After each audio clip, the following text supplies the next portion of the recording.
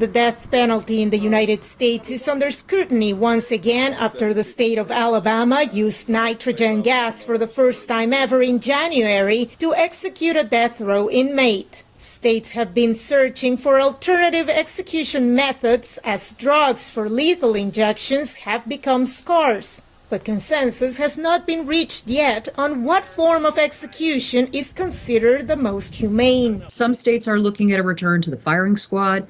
Others are looking at electrocution. No method of execution should inflict gratuitous pain and suffering. And that is what states are held to as a standard. The state of Idaho's botched lethal injection of a serial killer last month prompted renewed calls by the European Union for the United States to follow a worldwide trend and abolish the death penalty. In 2022, about 55 countries worldwide allowed capital punishment. The death penalty fails to act as deterrent to crime. Quite to the contrary, there are miscarriages of justice still possible, and they are irreversible. There are signs the tide is changing. 27 of the 50 U.S. states retain the death penalty in their judiciary systems, but only 5 of them executed people last year, putting a total of 24 people to death.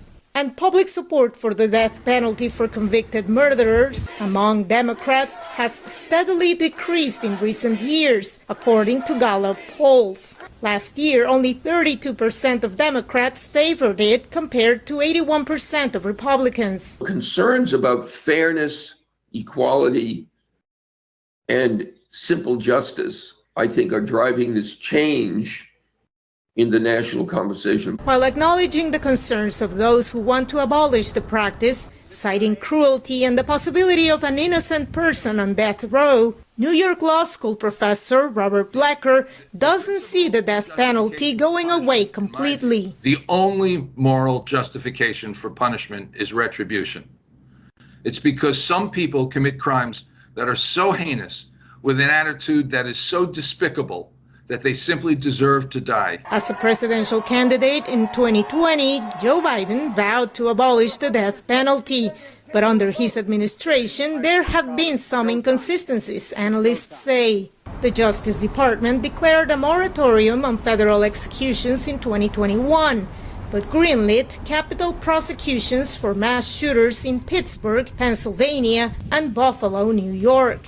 Republican former President Donald Trump, who is seeking a second term in office, has suggested the capital punishment be used for drug dealers. Historically, however, the death penalty has not been a top concern for U.S. voters in election years.